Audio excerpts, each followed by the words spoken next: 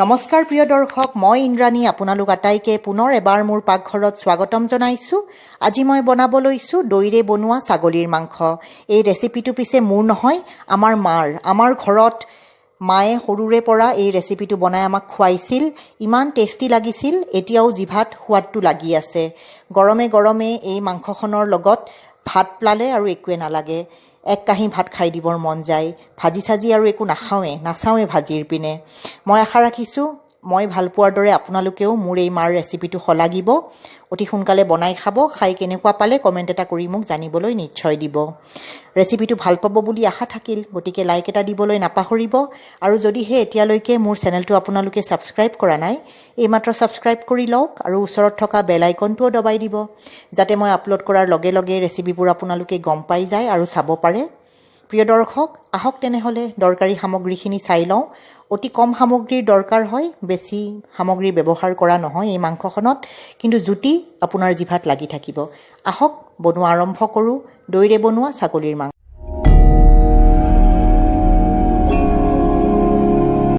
এয়া আধা কিলো ছাগলীৰ মাংস লৈ লৈছোঁ। ভালদৰে ধুই পৰিষ্কাৰ কৰি আপোনালোকৰ সন্মুখত দেখুৱাইছোঁ। পিচবোৰ মই মিডিয়াম চাইজত ৰাখিছোঁ। এয়া দৈ লৈ লৈছোঁ। দৈ 4 টেবুল স্পুন লাগিব। এয়া 2টা ডাঙৰ পিঁয়াজ গ্ৰাইণ্ড কৰি পেষ্ট বনাই লৈছোঁ। লগতে লৈ লৈছোঁ সোৱাদমতে নিমখ, সৰু চামুচেৰে এচামুচ নহৰু বটা আৰু সৰু চামুচেৰে আধা চামুচ আদা বটা। এতিয়া আহক মাংসখিনি মেৰিনেট কৰি লওঁ। এয়া মই দৈ লৈ লৈছোঁ।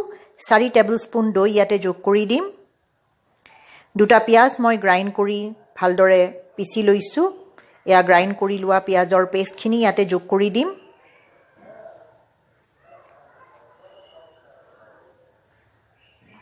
লগতে আদা নহৰু বটাখিনিও ইয়াতে যোগ কৰি দিম। এয়া নহৰু বটা, আদা বটাখিনিও দি দিছোঁ আৰু সোৱাদমতে নিমখ দিম। এতিয়া এইখিনি খুব ভালদৰে মাংসখিনিৰ লগত সানি ল'ম। গোটেইবোৰ মাংসৰ টুকুৰাত যাতে এইখিনি ভালদৰে লাগি যায়, এইদৰে ভালদৰে সানি ল'ব লাগিব।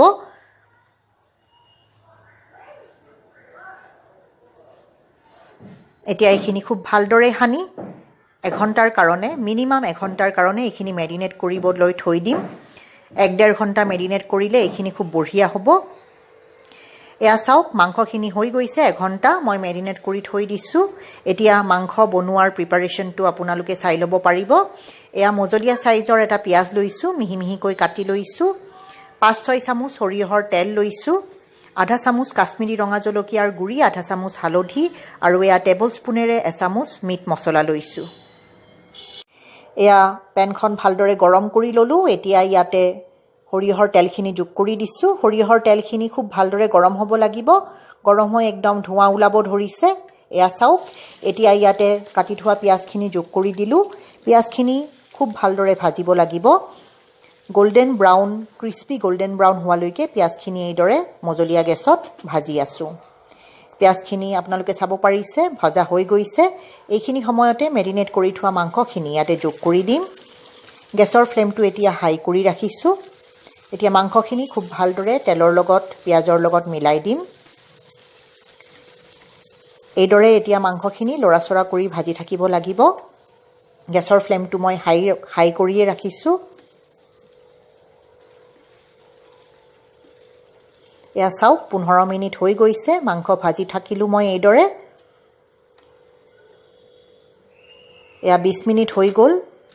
এতিয়া ইয়াতে জোখমতে হালধি, কাশ্মীৰী ৰঙা জলকীয়াৰ গুড়িখিনি আৰু মিট মছলাখিনি দি ভালদৰে মিলাই দিম।